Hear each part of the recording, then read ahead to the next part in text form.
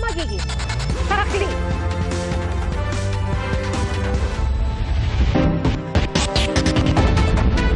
Trahedya ang sinapit ng isang babaeng nakikipasko lang sa kanyang nobyo sa Tondo, Maynila. Patay ang babae na madamay sa barilan ng dalawang individual. Saksi, si Rafi Tima. Napakaripas ng takbo at sabay-sabay na nagtago ang mga tao sa Barangay 120 sa Tondo, Maynila kahapon ng madaling araw, araw ng Pasko. Napatakbo rin ng babaeng nakapink na nooy natamaan na pala ng bala. Naitakbo pa siya sa ospital pero binawian din ng buhay. Ayon sa isa sa mga huling nakasama ng babae, dumayo ang biktima para makipasko sa nobyong taga roon. Hindi namin alam kung saan siya way tumakbo kasi kami lahat way dito sa kabila. Kasi ayun yung pwesto namin, yung picture na yun. Kaya hindi talaga namin na-expect bakit siya. Sa dami-dami namin ng tao nun eh. Nagulat daw sila nang makarinig ng sunod-sunod na putok at nang makita na duguan na ang balikat ng biktima. Ayun, nagulat na lang kami, sabi may tama siya. Kung sa boyfriend po. Akala nga namin the police lang kasi ito lang daw eh. Kaya nag-hoping kami na okay siya eh. Tumanggi munang magbigay ng pahayag ang Manila Police habang iniimbestigahan ang pamamaril. Pero ayon sa nakasaksi na si alias Charles na ilang metro lang umano ang layo mula sa pinagmulan ng putok, tila shootout ang nangyari. Narinig na lang po namin yung putok. Nasunod-sunod po. Akala po namin una paputok lang po na yung malakas lang po. Pero nung sunod-sunod na po, di na po kami nataranta po lahat. Ang tama ng bala kita sa bahagi ng pader patungo sa direksyon ng biktima. Gayon din ang tama sa tricycle na nasa kabilang bahagi ng kalsada. Tinamaan ng ligaw na bala kung tinamaan dun sa ginawang pagbabarilan po ng dalawang individual. Sa balikat po, kaya lang tumagos daw po ito sa may parte ng baga. Labis ang pagdadalamhati ng kasintahan ng biktima na hindi pa raw makausap ng maayos ngayon. Pero umaasa siyang mahahanap ang nagpaputok ng baril. Meron naman po tayong pagkakakilanlan pero sa ngayon po patuloy pa rin po yung ating ginagawang investigasyon para matukoy po kung sino yung mga salarin na ito. May bata pa, may anak pa siya. Diba?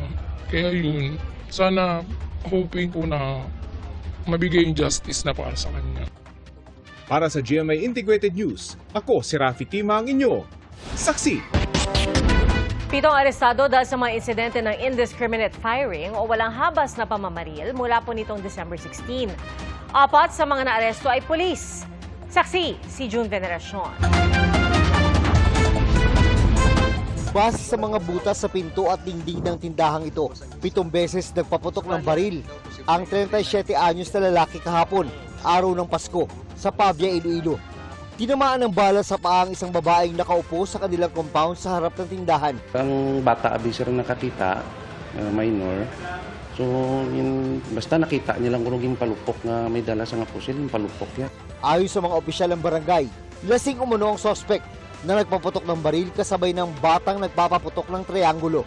Walang dokumentong maipakita ang suspect na mahaharap sa reklamong reckless imprudence resulting in physical injury in relation to RA 10591 o Comprehensive Firearms and Ammunition Regulation Act.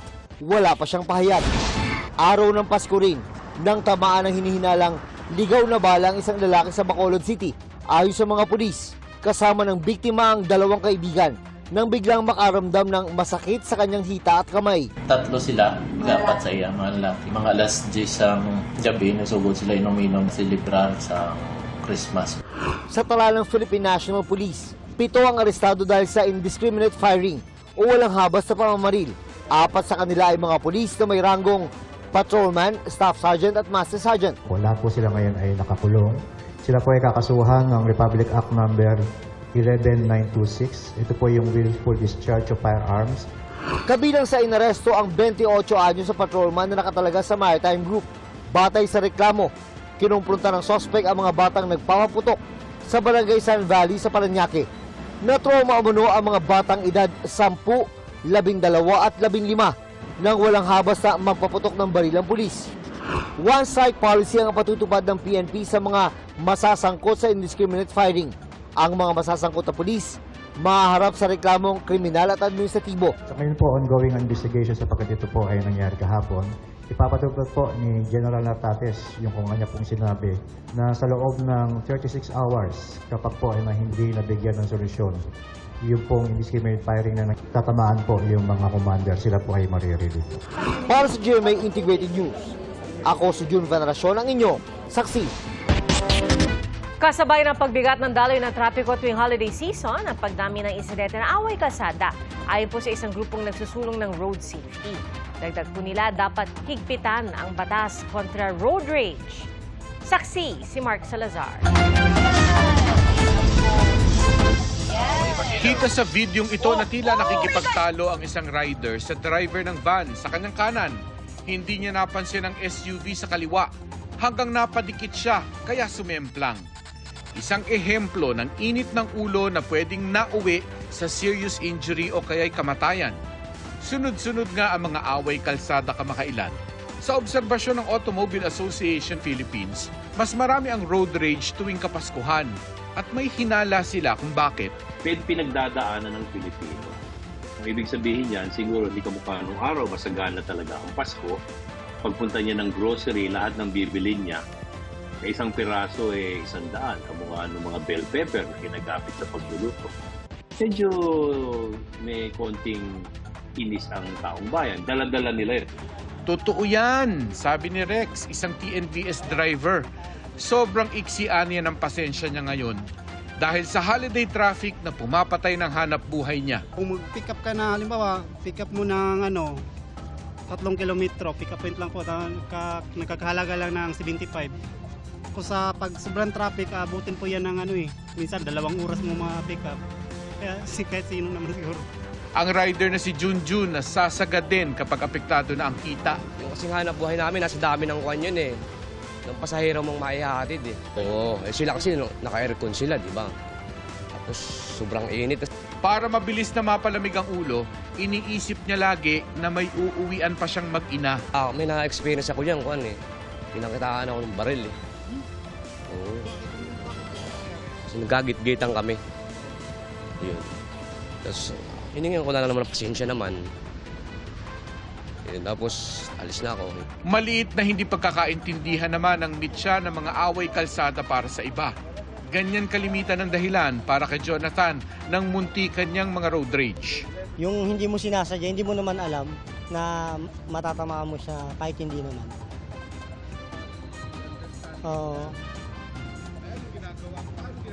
Wala sir. Tapos tatawagin ka mo, te. Hindi ko naman alam eh. Wala, taas kamay na lang. Chill-chill lang. Sabi ng Automobile Association of the Philippines, wala rin kasing batas laban sa maaangas sa kalsada. Tila hindi na raw sapat ang pag-bash online o suspensyon ng lisensya. Kulong dapat yan. Mag-iisip ang tao. Magkaka-record ka, unang-una, pagka nag-NBI ka, malabas sa record mo, nakulong ka. O maganda, masamang record yun. Mag-apply ka sa isang kumpanya, makikita, pikon ka na, ikipagbuntalang ka. Dapat din niyang maging kultura ang disiplina. Non-contact apprehension daw ang susi. Kaya kung titignan mo sa ibang bansa, magtataka ka, bakit sa ibang sumusunod, walang pulis? Kasi electronic ang enforcement. Walang pataw. Walang patawad yun. Dapat din niyang higpitan ang rider education at pagre-rehistro sa mga motorsiklo. Para naman sa mga high blood lagi sa pagmamaneho, huminga ng malalim at bumilang ng 10. Kaya para hindi mainit ang ulo mo, alam mo, isa sa pinakamalapit sa puso ng Pilipino, kumanta. Pilipino ka, marunong ka kumanta kahit na tunog palaka ka, kumanta ka sa loob ng sasakyan mo. Huwag kang bababa. Huwag bababa kasi suntukan niya. Pagdating sa stoplight, sabay-sabay din kahit pala kayo magkikita-kita ro. Para sa GMA Integrated News, ako si Mark Salazar, ang inyong saksi. Magdaragdag ang DPWH ng mga tauhan at equipment para mapabilis ang trabaho sa rehabilitasyon ng EDSA. Silipin po natin ang latest sa lagay ng trapiko sa live na pagsaksi ni Jamie Santos. Jamie? Pia, isang araw matapos ang Pasko, may mga balik trabaho kanina kaya naman may pagsisikip na sa mga pangunahing kalsada dahil sa dami ng sasakyan. Nakadagdag pa riyan ang isinasagawang pagsasaayos ng kalsada sa EDSA. Sa bahagi ng EDSA Orense, makikita na may pagbagal pa rin sa daloy ng trapiko sa southbound. dahil 2 linya o lane lamang ang nadaraanan. Maluwag naman sa northbound lane. Alas 4 ng hapon kanina, tukod ang daloy ng trapiko sa bahagi ng southbound ng EDSA Guadalupe. Ilang metro mula rito kasi nagsisimula na ang isinasagawang pagsasaayos ng inner lane ng EDSA. Kaya naman hindi pa nakakaraan ng bus sa bus lane. Nakikisiksik pa rin tuloy ang mga bus sa linya ng mga pribadong sasakyan dahil sa isinasagawang asphalt overlane sa bahagi ng EDSA. Bumabagal na daloy ng sasakyan sa ilang bahagi ng EDSA matapos bawasan ng mga lane dahil sa roadworks. Inaasahang magpapatuloy ang traffic build-up habang isinasagawa ang rehabilitasyon. Payo ng mga otoridad sa motorista, maglaan ng mas mahabang oras sa biyahe at kung maaari ay gumamit ng alternatibong ruta habang nagpapatuloy ang EDSA Rehab. At yan ang latest mula rito sa EDSA para sa GMA Integrated News. Ako si Jamie Santos, ang inyong saksi. Pahirapan naman ang pag-angat sa bus na nahulog sa bangin sa Del Gallego, Camarines Sur. Sa kuhang ito, bandang alas 7 po yan ngayong gabi. Yan po yung bandang alas 7 ngayong gabi, sinubukang iakyat ang bus kung saan 4 ang namatay. Pero hindi pa rin ito naiaangat dahil sa laki at sa bigat ng bus.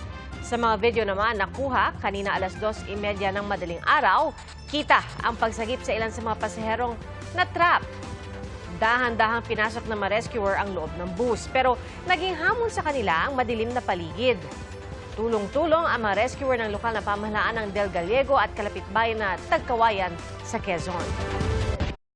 Mga kapuso, maging una sa saksi. Mag-subscribe sa GMA Integrated News sa YouTube para sa iba't ibang balita.